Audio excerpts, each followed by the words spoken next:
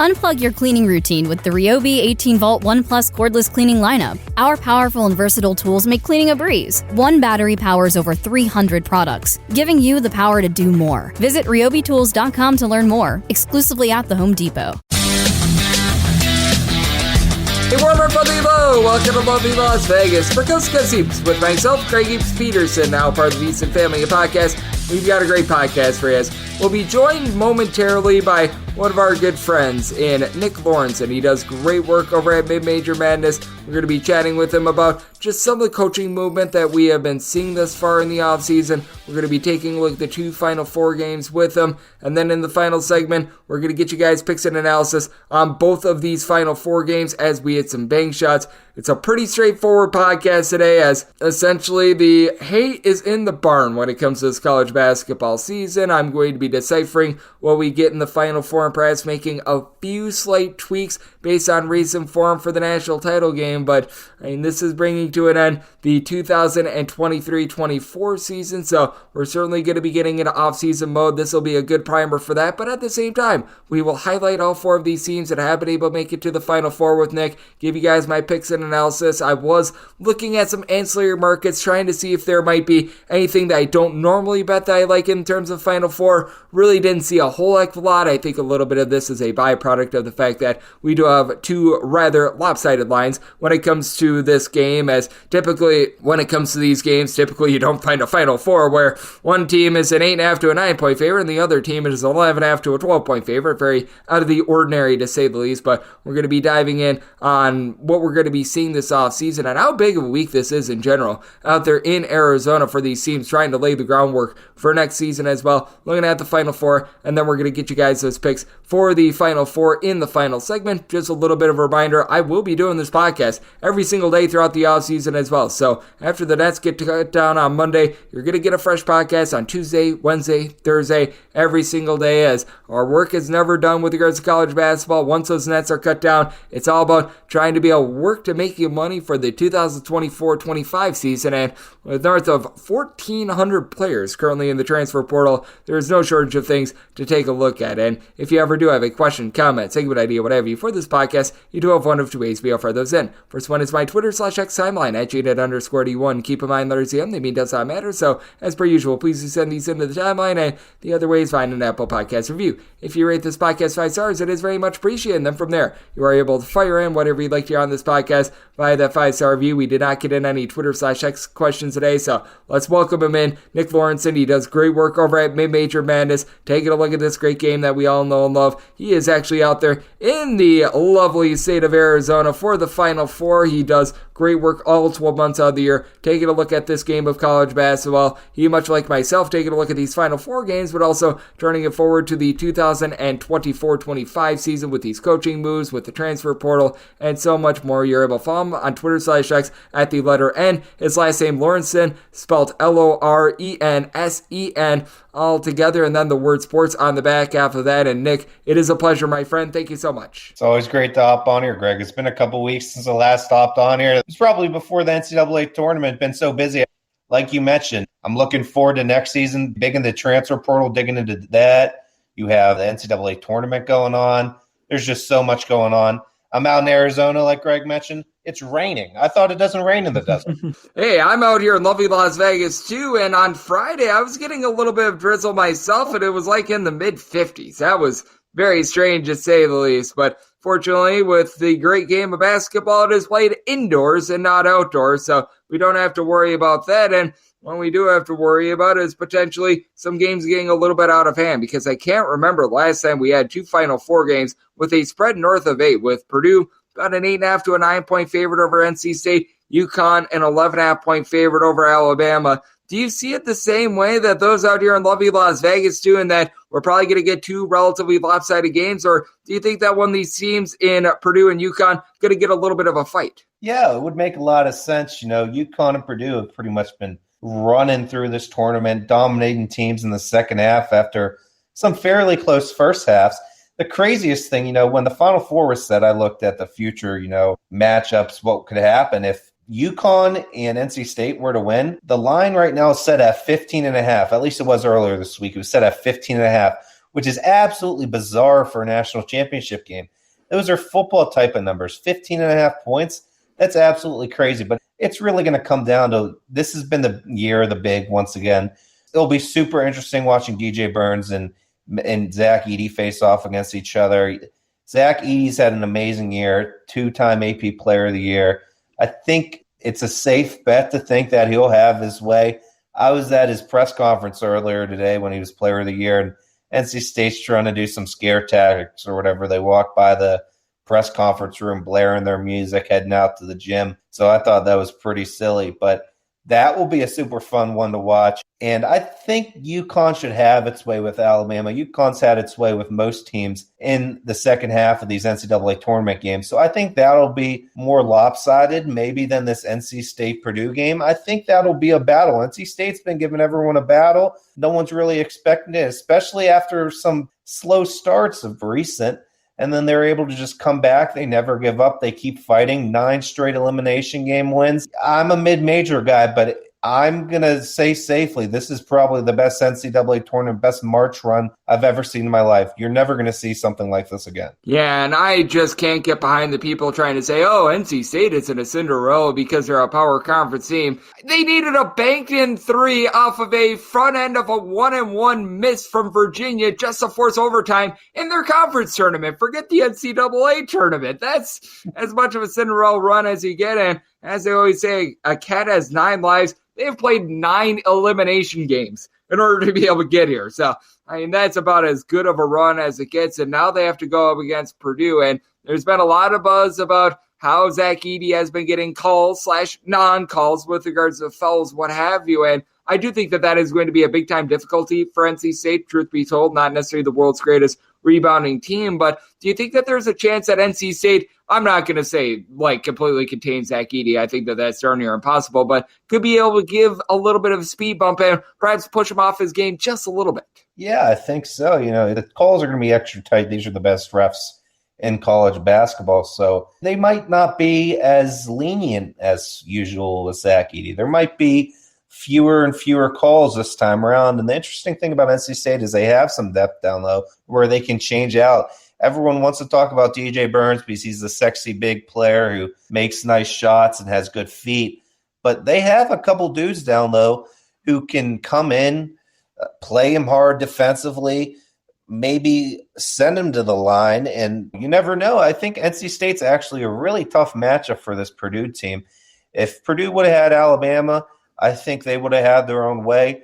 But out of the 2 Final Four matchups, this is definitely the one I'm more intrigued in, which I'm happy it's the earlier game. It's going to get more eyes, in my opinion, being that earlier game. Yep, it certainly is going to be. And what else I think is going to be an interesting dynamic of this Final Four is that we've got a jump shooting Alabama team that now has to play in a football stadium against a UConn team that has been very dominant on defense. And for Alabama, this is a team that they live and die by the 3. They're in the top 20 nationally in terms of percentage of the field goal attempts that come from 3-point range. And with UConn and the way that they've been able to defend, I just feel like this is going to be a rough go of it for them. I feel like Alabama would have a little bit of a better chance, even if this were like a true road game, just because I do think that the shooter's eye playing out there in a football stadium where the Arizona Cardinals play, that's going to negatively affect Alabama more so than any of these other teams in the Final Four. Yeah, that's something we talk about at Queens. We're a shooting team, and we played at Austin Peay, a fairly new arena, hockey arena, and behind the basket, there's a lot of space. So it's a little bit more difficult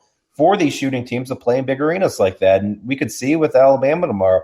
UConn's had this big game experience, NCAA Final Four team last year, won the national title. That defense could just lock them down. So these big games in these big arenas, in these big football stadiums, definitely benefit the defensive team more. It's going to be tough for a jump shooting team like Alabama. They aren't that physical. They're just going to put up shots, hope for long runs. I think it might be tough for them in long stretches. Yep, I do think that it's going to be relatively rough for them as well. So I'm in agreement on that front. As Nick Lorensen, he does tremendous work over at Mid-Major Madness. He is joining me right here on Coast to Coast Hoops. And if we do get what we're expecting, which would be the Purdue versus UConn national title game, how do you think that sort of a game would play out? Now, recognize that maybe we're giving a little bit of short shrift to Alabama along with NC State, but I do think that it's pretty clear that Purdue versus UConn. If they aren't the best two teams in college basketball this season, they're two of the top three teams that we've seen in college basketball this season. And I do think that Purdue would be one of those few teams that would actually match up quite well with UConn. I think it would be an absolute battle, and it might not be all that high scoring. I'd be super excited to see that. You got Klingon against Edey down low. It's what we've been hoping for all season in college basketball. It's what we've been hoping for a long time. It's awesome when we have these Cinderella teams make a run. But when you have two teams that are as dominant as these two teams have been all year, there's no better way to end a season than to have these two match up. You have a UConn team all year. Everyone's like, oh, they're going to dominate everyone. They're going to dominate their way back to the finals. They're going to win another NCAA tournament. And then you have a Purdue team who's just dominated the regular season the last couple of years, won the Big Ten, but their knock has been they haven't been able to win the big game. Zach Edey, people want to attack Zach Edey, think he's not a great big man. He's just tall. He can do a lot. He's a super impressive player. So they have a chip on their shoulder, prove everyone wrong after all these years saying that they're just a fraudulent Big Ten team. Let's see if we can do it.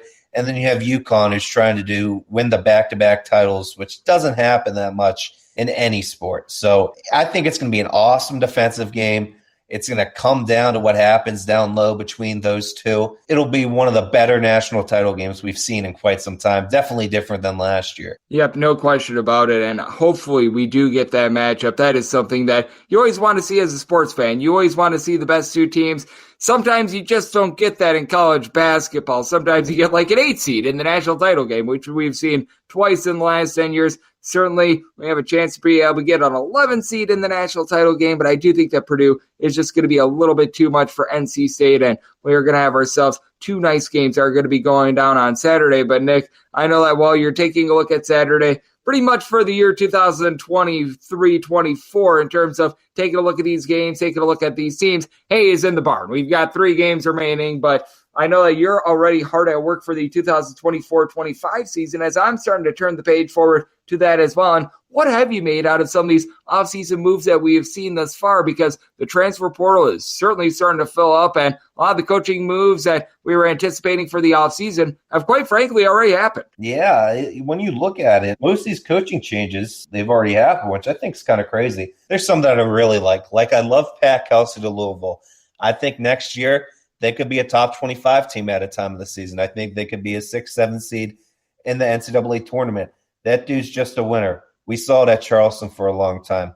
I love Ben McCollum going to Drake. That's been his dream job for as long as I've known anything about him. It's just like Josh Schertz. Josh Schertz went there. He went to Indiana State, and he was super impressive. Now he's at SLU, Josh Schertz is, and he could win there with a lot of resources in a winnable league that really hasn't had a team, maybe Dayton, who's been completely dominant over the last couple of years. There's other, like Missouri State hiring Quanzo Martin again. That's like a head scratcher to me. I think he can win 20 games, 22 games, but they aren't going to be a dominant force year in and year out. I feel like it's just like hey, let's hope we get a run in St. Louis.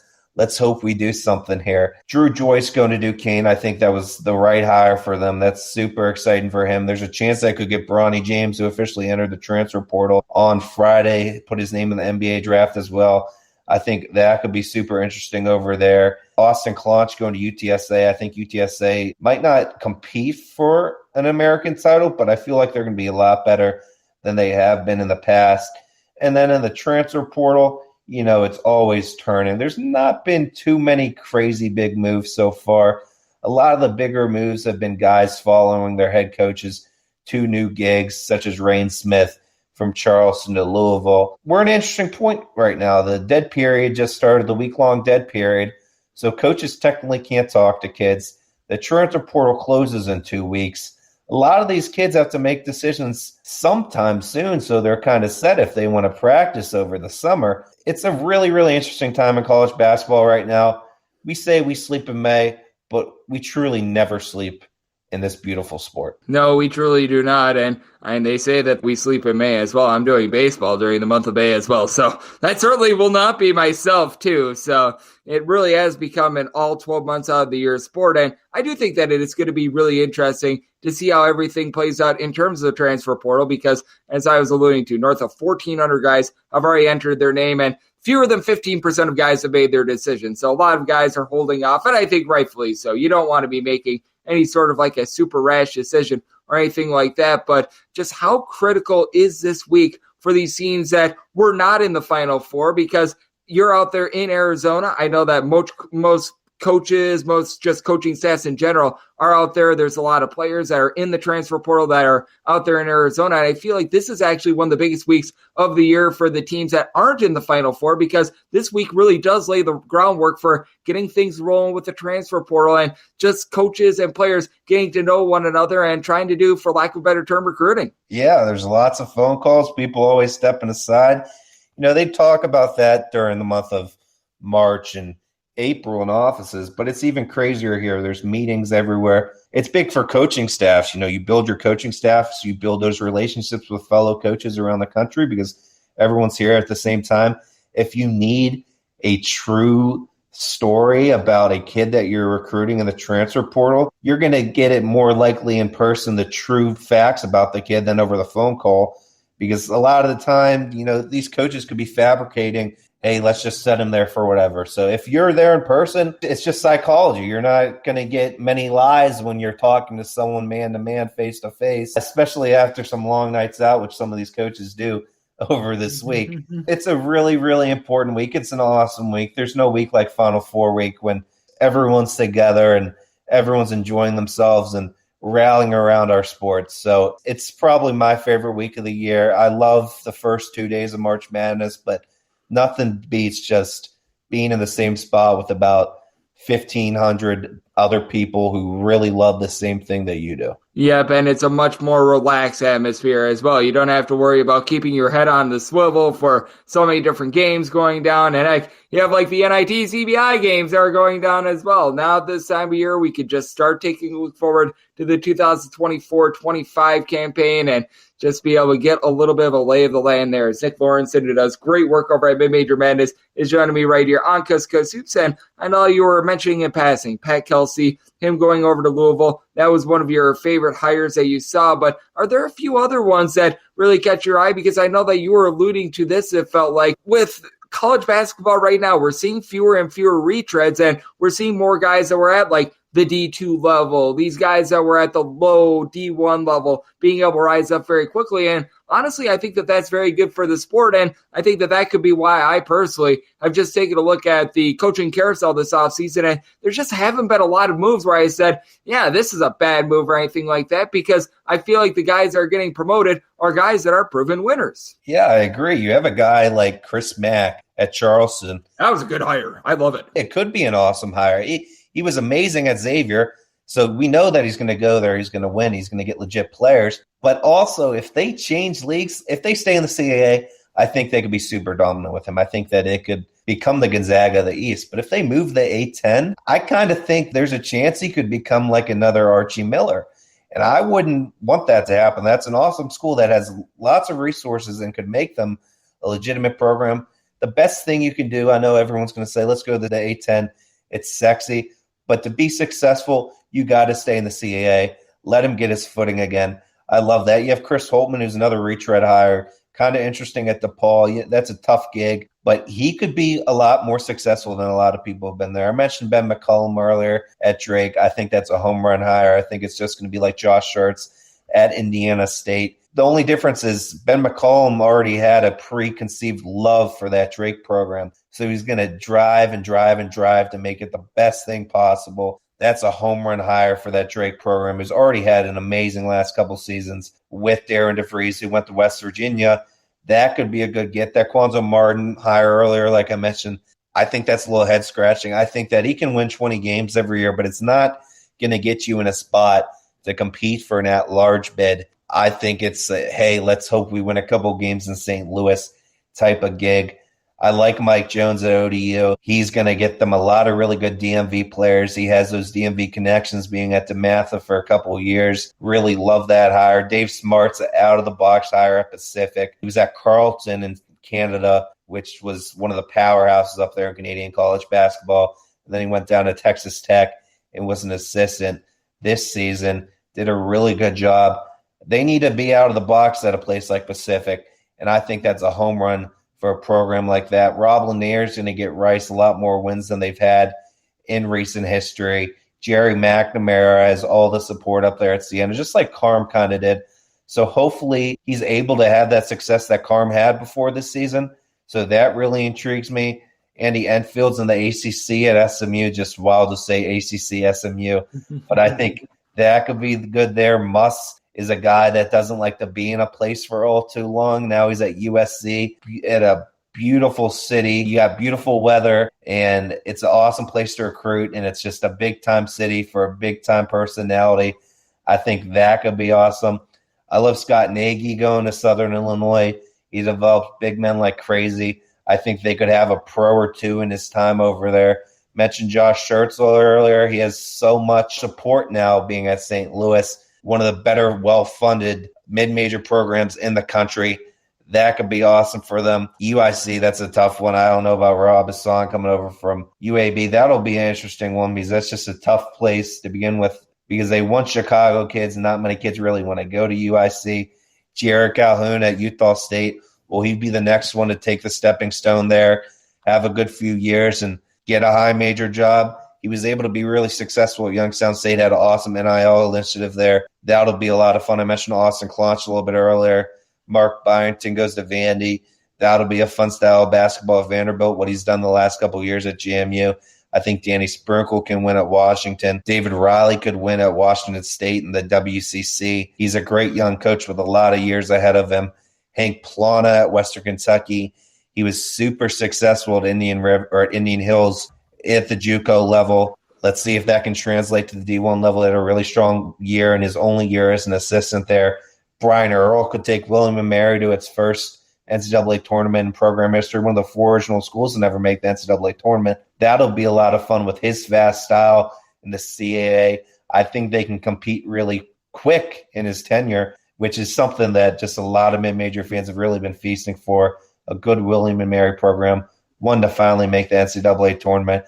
There's so many awesome hires. There's a couple retreads that kind of have my head scratching, but it's awesome. I love the coaching carousel. I love college basketball, but I love these couple of weeks where we hear who's going where. I also love UTRGV's hire of the BYU assistant. Great defensive coach. When you go to a place like that, real rugged, you need to play a rugged style of basketball, and I feel like that's what they're going to do down there in Edinburgh. So I love the coaching carousel. It's one of my favorite things about this beautiful sport.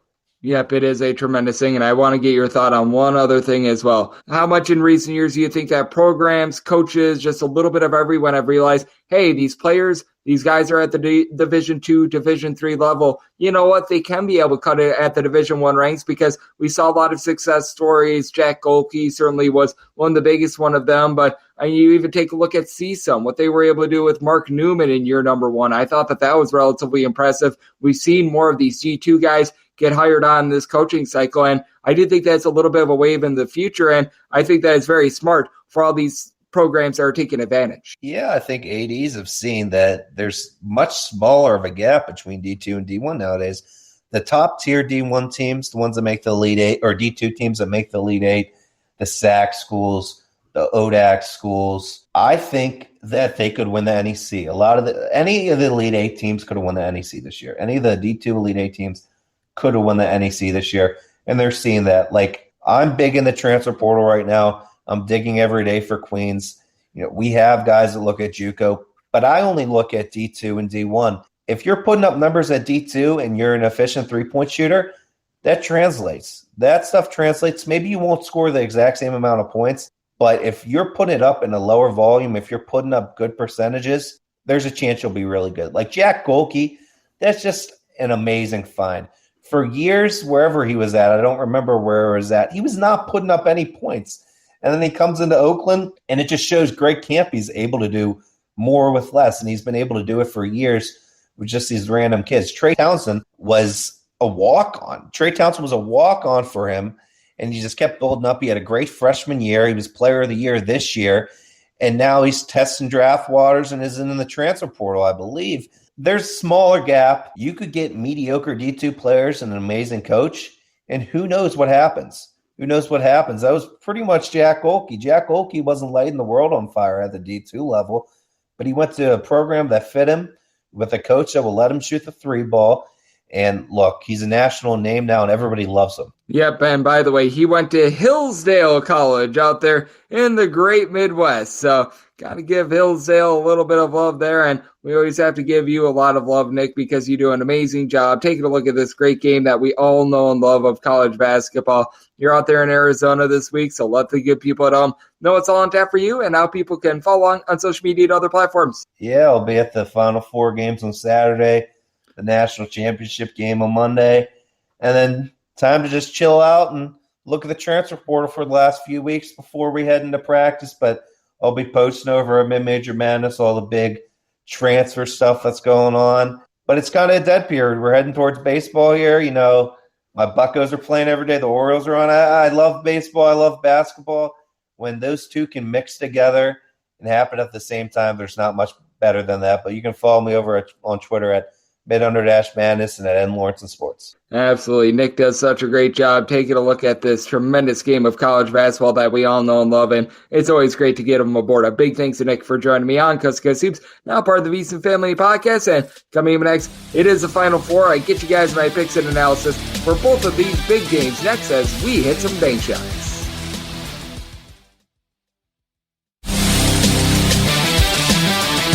And we're back in lovely Las Vegas for Coast to Coast Hoops with myself, Greg Hoops Peterson, now part of the VSiN Family Podcast.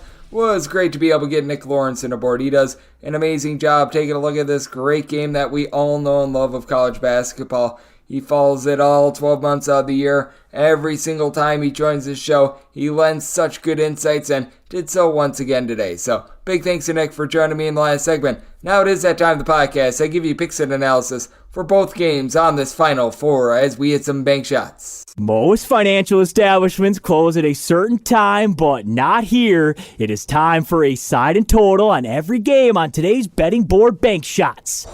Do note that, as per usual, any changes that are made to these plays will be listed up on my Twitter feed at GNet_81. And, well, we've got two games on the board. It goes Alabama versus UConn and NC State versus Purdue. I did a write-up for both of these just because, well, we've got 3 games left in the season, these two, and then the national title game for Monday, so might as well write them all up. But let's start out with 671, 672 on the card. It is Alabama versus UConn, with UConn being a favorite of anywhere between 11.5 to 12 points. Totals between 160.5 and 161, and I'm going to be willing to roll with UConn, and the write-up pick for this game is going to be the spread on UConn. I did set them as a 12.5 point favorite. Reason why I made this write-up pick is because UConn has played 10 NCAA tournament games over the last 2 NCAA tournaments. They have won every single one of these games by at least 13 points. They have been an absolute bulldozer. This team is checking all the boxes. They are a top team in the country in terms of both points scored and points allowed on a per possession basis. For UConn, 11th in the country in terms of points allowed on a per possession basis. Number 1 in all of college basketball in terms of points scored on a per possession basis. It's just so hard to slow this team down. As a matter of fact, UConn is scoring 1.6 points more per 100 possessions away from home than any other team in all of college basketball, and 3.1 points more per 100 possessions when away from home than Alabama. And I do believe that the shooter's eye of Alabama is going to be thrown off quite a bit in this game, with it being played out there in the home of the Arizona Cardinals in a football stadium, because Alabama is a top 20 team in all of college basketball in terms of percentage of their shots that they take from three-point range.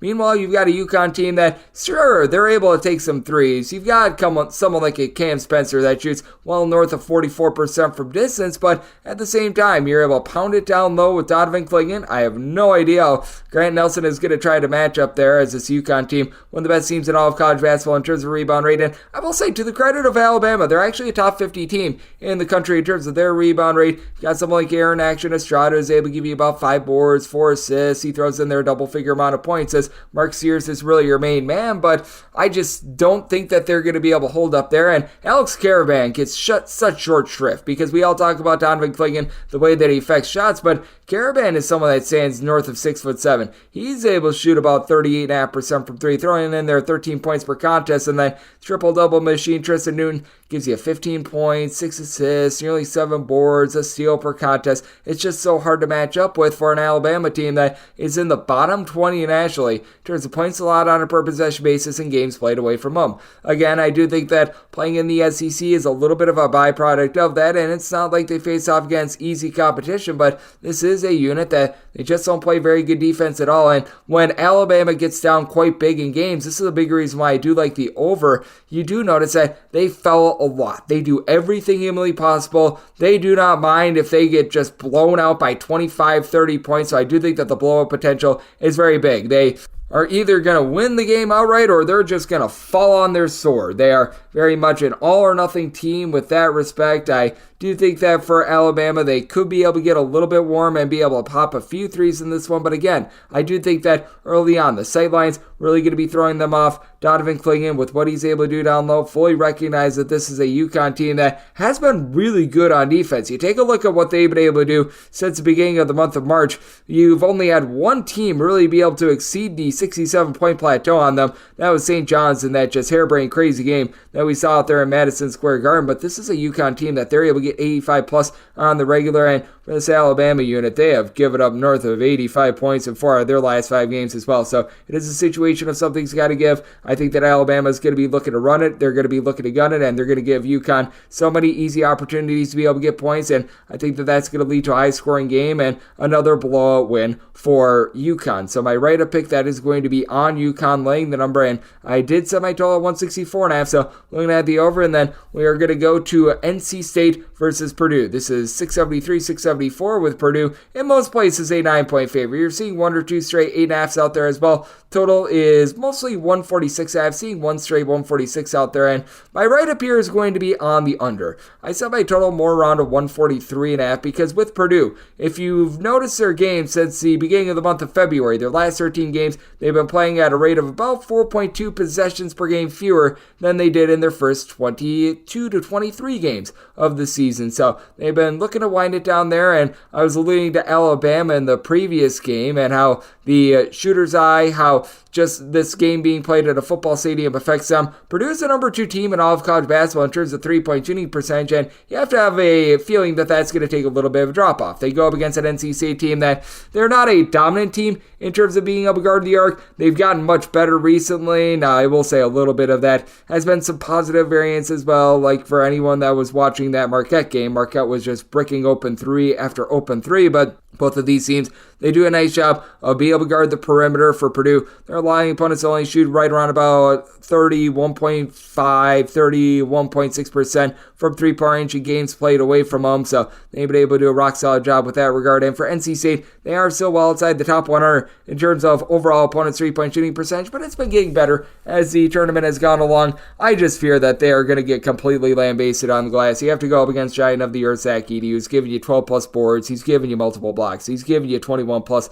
points per game, and as much as we love DJ Burns, he's only hauling in there about 4 rebounds per contest, and it's been Mohamed Diarra who's been your main rebounder for the team. Mohamed Diarra has done a solid job. He's been able to log for the team about 7.5 or so rebounds per game, and DJ Horn, that is our DJ, he's been able to give you 16-plus points, shoots it well from three-point range, but for NC State, I just don't know if they have the firepower to match up with someone like a Braden Smith, who's really been able to step up this year, shooting well north of 40% from 3, and for Purdue, all but one of their top 8 scorers are shooting at least 35% from three-point range, so they really do get it from everyone. Smith has been able to give out 7-plus assists, 6-plus rebounds per game, so he's been rock solid there. Guys like Trey Kaufman, Wren have been able to do a solid job, be able to step up, and for NC State, is someone like a Ben Middlebrooks, who gives you about 4 rebounds per game, is relatively solid down low. Is he really going to be able to match up with some of the depth of Purdue? I do think that the answer is no, but I've noticed with NC State, they've been looking to slow down their tempo a little bit as well, so I do think that this is going to be a little bit of a slow slog. I think that both of these teams, once again, get negatively affected by this game being played at a football stadium in terms of their shooting as well, which is a big reason why I did write up the under in this spot. And for Purdue, I do think that they find a way to be able to get it done. This NC NC State team has looked completely transformed. If you look at the recent form of this NC State team, much better than what you saw for the entirety of the season. Like, if we were going off of entire season numbers, NC State should be north of a 12-point underdog. I set my number more around a 9.5. I do have to respect the run that NC State has been able to put together, but I do think that it ends here. I'm going to be willing to lay it with Purdue, and with my write-up, I'm going to be looking at the under, and that wraps things up for the Saturday edition of Coast to Coast Hoops, now part of the VSiN family of podcasts. A big thanks to Nick Lorensen, who does great work over at Mid-Major Madness. He joined me in the last segment. If you do like hearing from this fine podcast, Coast to Coast Hoops, you're able to subscribe wherever your podcasts, Apple Podcasts, Google Play, Spotify, Stitcher, and TuneIn. If you have a question, comment, segment idea, what have you for this podcast, you do have one of two ways we offer those in. First one is my Twitter/X timeline at @UDIT_D1. Keep in mind, largely on the mean does not matter, so as per usual, please do send these into the timeline. Other way is find an Apple Podcast review. If you rate this podcast 5 stars, it is very much appreciated. And then from there, you're able to fire in whatever you'd like to hear on this podcast via that 5-star review, coming at you guys every single day throughout the year, regular season and off season with this podcast. So I'll be back with you once again tomorrow. Thank you.